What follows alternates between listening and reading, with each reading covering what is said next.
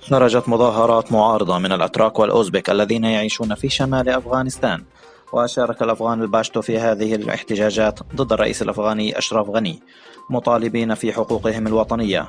وقد رفع المواطنون صورا للزعيم الأوزبكي عبد الله دوستم، ورفعوا شعارات تدعو للحد من التمييز في المنطقة الشمالية.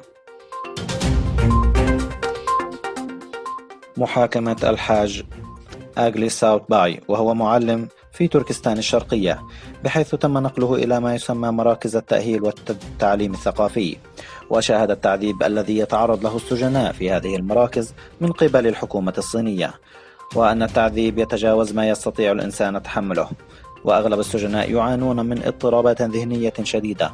وقال إنه يرفض اعتقال كازاخستان لطالبي اللجوء بعد تقديم الطلب، وهذه أول محاكمة تجريها كازاخستان من هذا النوع.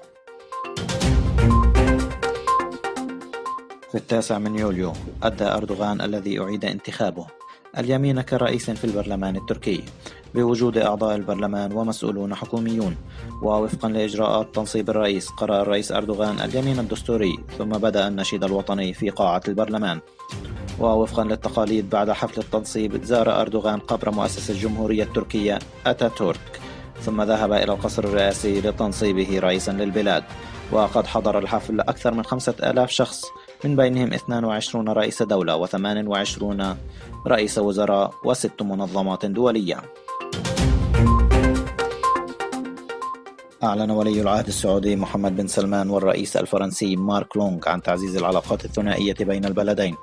ووفقا لأحد المصادر في المملكة العربية السعودية، فقد وقعت المملكة العربية السعودية ومنتدى الرؤساء التنفيذيين الفرنسيين على 18 مذكرة تعاون تشمل الطاقة والزراعة والسياحة والثقافة.